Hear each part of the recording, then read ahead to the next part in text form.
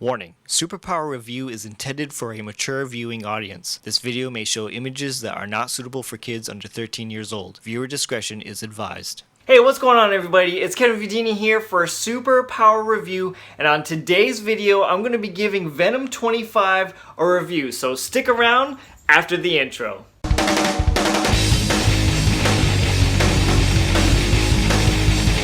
Alright guys, I know this review is coming in a bit late. Cut me some slack because all of my comic book shops here in Massachusetts are closed due to the pandemic, but huge shout out to my friend Burke Family 54 Comics for sending me a copy of Venom number 25. Now I'm not going to go into every single detail what happened in Venom 25 because I do want to leave some surprises, but just be warned, there will be spoilers. Okay, so let's start off with a recap. This issue starts off with Eddie Brock clearly talking to a group of individuals that we're not supposed to know yet, but you do find out who they are at the end of the issue. Eddie Brock has always thought over the years what he thinks of himself and what others think of him as well. Is he a good guy or a bad guy? I think a lot of us Venom fans can relate to this as well. A panel montage of Eddie's life starting with Venom number 1 to now catches the readers up with everything that has happened to him and the Venom symbiote, like fighting off the Grendel, finding out about Null, the god of symbiotes, learning about his son Dylan, saving the world from the absolute carnage horde, and the battle that took place on the deserted island. On the island, Eddie's body has been taken over by the carnage symbiote. While at home accompanied by Sleeper, Dylan has merged himself to the Venom symbiote, turning it into a T-Rex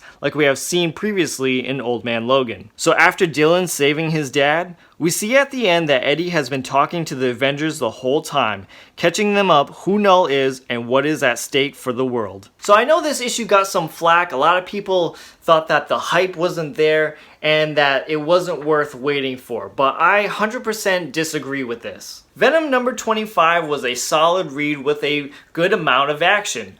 Would I have liked to seen the V-Rex take on the Carnage symbiote a little bit more?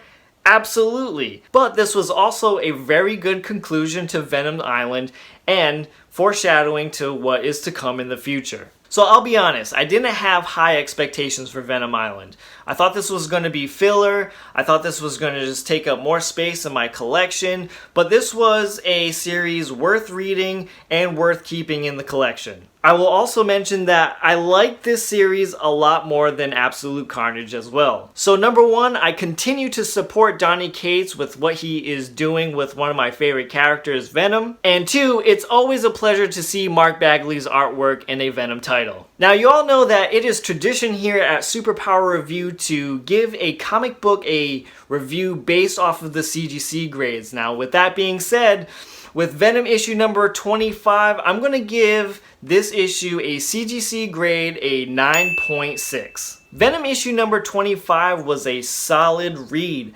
It's deep and heartfelt, and it's also a huge breakthrough between Eddie and Dylan's relationship taking on the Carnage symbiote as well. I also like the idea that Eddie Brock was possessed by the Carnage symbiote for a hot minute because we've never seen that before. Plus seeing the Venom symbiote in a T-Rex or V-Rex form was absolutely badass as well. And if I'm giving Venom Island a CGC grade, I'm going to give it a 9.6 as well because I just absolutely really enjoyed this series a lot. So let me know your thoughts on Venom 25 and Venom Island in the comment section below. And if you could also click on that subscribe button, I would gladly appreciate it. So guys, that's going to do it for today's video. Thank you so much for watching, and I'll see you guys next time.